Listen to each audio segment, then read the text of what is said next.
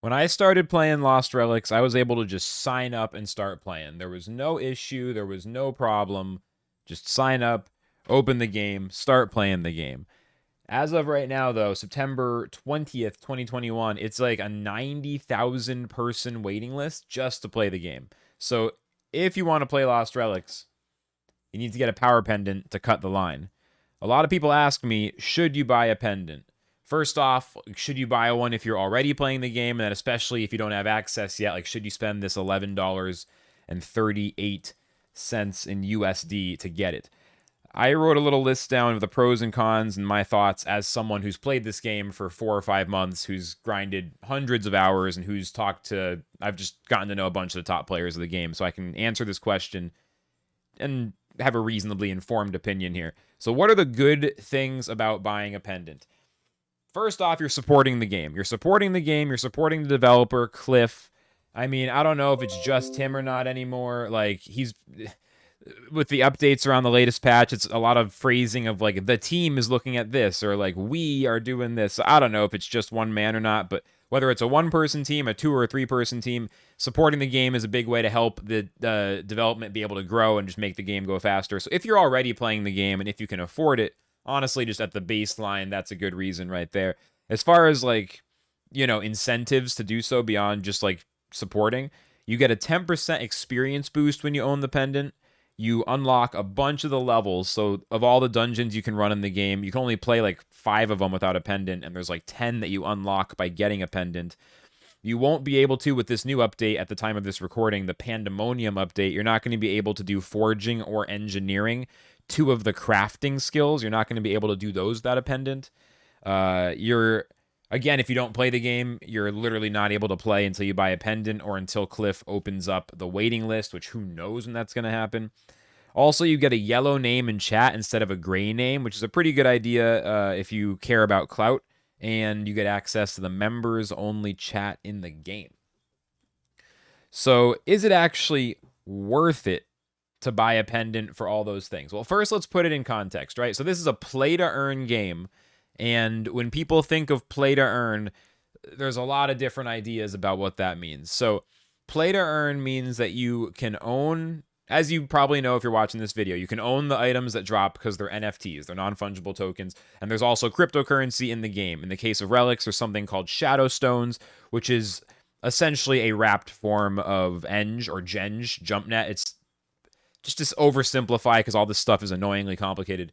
The Eng token, the layer 2 that the game is built on Ethereum, that is essentially being traded back and forth in the game through the blockchain marketplace and stuff like that. Not literally like the token is moving from wallet to wallet, but like that's pretty much what's happening.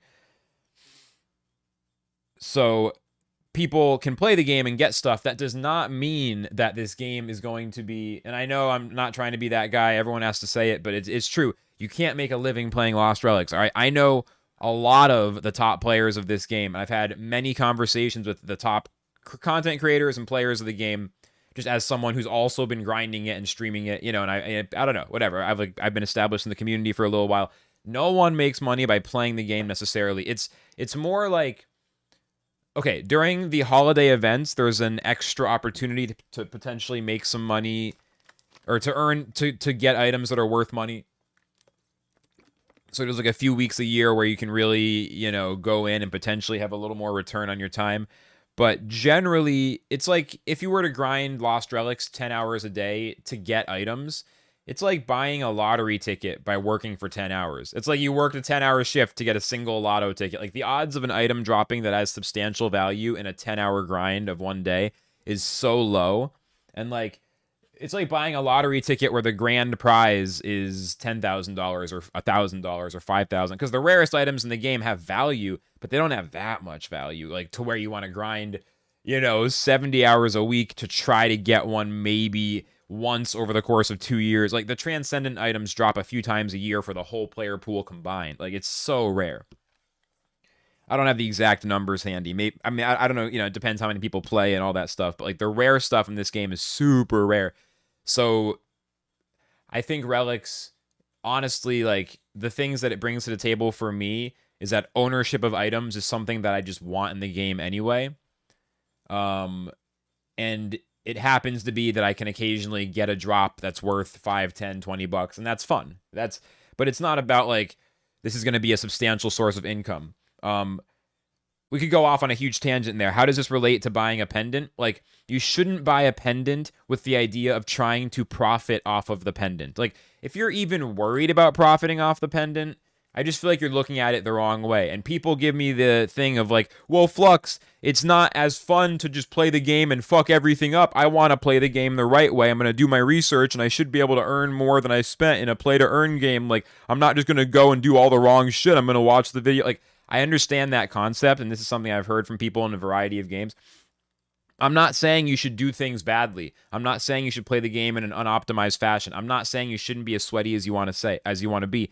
I'm saying like you can do those things for fun, but grinding relics on an hourly basis is not where the value is. Like there's a whole other conversation to be had here that I'm going to avoid falling into. It's just like if you want to try to make money off of Lost Relics, like as an investor, you could buy a large amount of items in the game based on doing your own research, and you could hold those items for as long as you feel is a good idea, whether that's a short hold, a long hold, and like you could invest, or you could buy founders tokens on the secondary market, or you could, do a lot of things. If you were a content creator, you can get involved in making content around this and other play to earn games. Like there's all kinds of opportunities. For me, the biggest benefit of playing Lost Relics has been the network of people that I've met. So when you're buying a pendant, you should be doing it more to support the game and more because you maybe want that extra experience boost, and much less because you're thinking you will profit from it. If you're asking yourself, will I profit off of this pendant? In my opinion, as someone who's not a whale, but someone who has gone from zero to a few $1,000s of NFTs through play to earn in the last 4 months, as someone who's just done it and didn't have a lot of money to put in, and I do have my first, whatever nice items here and there. Like I've done the thing that people who are watching this video might want to do, which is you don't have anything yet. Maybe you'll invest at some point. Maybe you don't have money to, you can't invest. Like you want to get started somehow, and you are looking at the next few months of like wanting to do a good job and really get involved before things go too crazy and I missed it. Oh God. Like, okay, well, like I'm telling you, the thing to be concerned about isn't like, can you make $20 off of an $11 pendant? That's just not what matters. What matters is like, do you enjoy the game? Because if it's not the game for you, it's just not. And then if you do enjoy the game, it's like, okay, can you learn how play to earn works? Can you get direct experience with this kind of thing and get to the point where playing this game, talking to other players, hanging out in the community, and doing research of other things on the side? Like, does this all add up to you making fundamentally better investments in this space in the next 3 to 6 to 12 months? Like, that's the goal. And if you can't invest yet, then the goal is to get involved enough that you get opportunities to get your bankroll started, to get your first money, which isn't going to come most likely from Relics drops, except maybe if you grind out the holiday events, there'll be some opportunities. But like, it's more going to be from the people you meet and like the Axie scholarship you might get, or the other games. I mean, dude, I started a Splinterlands guild with like 18 people in it now. It's full, or 16, whatever the limit is for the level of guild we are. And most of those people are people I knew from, some of them are from Temtem. Shout outs to anybody watching this from the Temtem crew. It's awesome that you're watching some crypto stuff. But, a lot of people from the Relics community. And I wasn't even trying. I just started the guild for fun, and I ended up with a full guild and like needing to like kick out the inactive users to make room for people. Like everyone was interested, right? So the reason to play Relics is really because it's a great game just to hang out and play, and then hear about the one that might be the more financially lucrative opportunity. I mean, don't get me wrong. Personally, as an amateur, I am bullish on Lost Relics long term. But what I care about is that I enjoy playing the game, and especially I enjoy hanging out. For me, for example, like in the voice chat with other streamers playing the game, having cool conversations, or just, even just in the text chats and posting on my Hive blog and having some comments there and having conversations, doing the YouTube stuff like that. That is the value of the pendant. I literally had to record this video like twice. I did like a couple minutes and I stopped it and started it again because I had such a hard time getting to the point. And even I feel like this video, it took me a minute or two. I don't know how many, like if you got this far, shout outs to you because you actually really want to know the info. Like I know the first minute or two, I was still kind of like figuring out how I wanted to say it, but that's my whole point.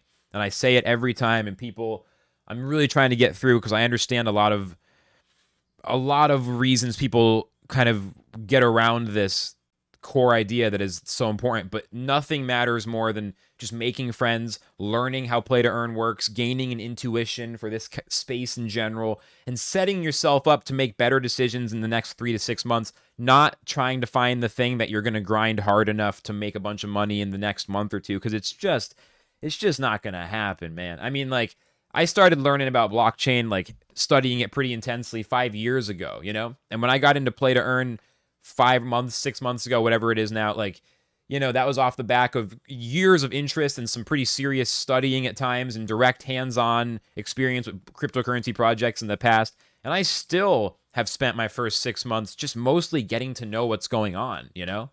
And like, I've made a few small investments, and I'm going to buy my first founders token for a project.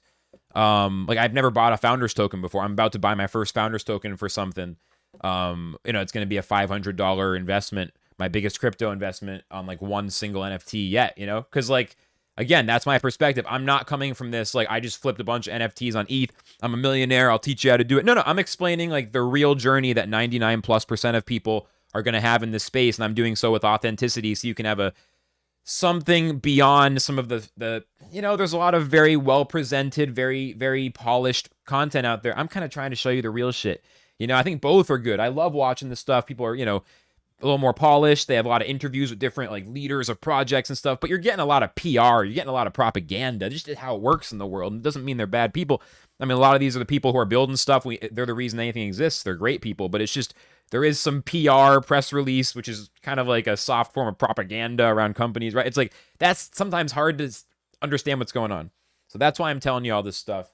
That's my perspective, and that's why I'm so passionate about the idea that you should use this game as a way to meet people and to develop an understanding of the space, because Lost Relics isn't going to try to get you to like Cliff doesn't talk about getting in early. You know what I mean? The lead dev, the guy who runs the project, like he doesn't talk about getting in early and financial stuff. He barely talks about it. He builds it, but he's not like advertising about how much money you're going to make. And like, the community is generally just really cool. And it's just, I don't know, something about the fact that this game can encourage a patient long-term view. It's a very cool game. I don't know. Maybe I'm getting too space age. Anyway, that's pretty much my thoughts on it. Should you buy a Lost Relics pendant? If you're not in the game and you're on that waiting list, and if you can afford it, just buy the week-long pendant, because then you get in. It's super worth it. If you can afford it, it's not a big deal. Just buy one, honestly, because it is super worth it. If you're already in the game, I would say if you can afford it and you're going to be playing a lot, it's worth it, because it's going to unlock a lot of stuff in the game. So if you actually got through all that, this video is really kind of, it's a little bit of like I like snuck in this whole other rant in the guise of should you buy it. But my answer is pretty much yes, if you can afford it, especially if you're going to be playing a lot. Because the 10% experience boost, unlocking the extra levels, getting foraging, engineering, yellow name, members only chat, I think that stuff is super awesome. So that the actual answer is pretty much yes. If you watched this far, and again, if you can afford it, like, you know, it's not necessary, because I haven't had a pendant for a lot of my time playing, even while I've been streaming and like, you know, doing the thing. But yeah, I think it's worth it. And I'm planning on having one probably from now on. Like, I'm waiting to buy this founders token just to make sure I don't overspend elsewhere. But once I get that, I'm probably going to buy a 90-day pendant. Just get one. Get it done, you know? Thanks so much for watching. Please like and subscribe. Like the video, subscribe to the YouTube. You can also find the Twitch link in the comments, or in the description, excuse me. And that's pretty much all I have to say on that one. So have a great one, y'all. I'll look forward to seeing you on the Lost Relics streets.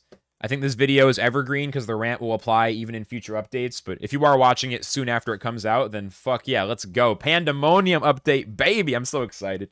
All right, I'm out of here. Have a good one.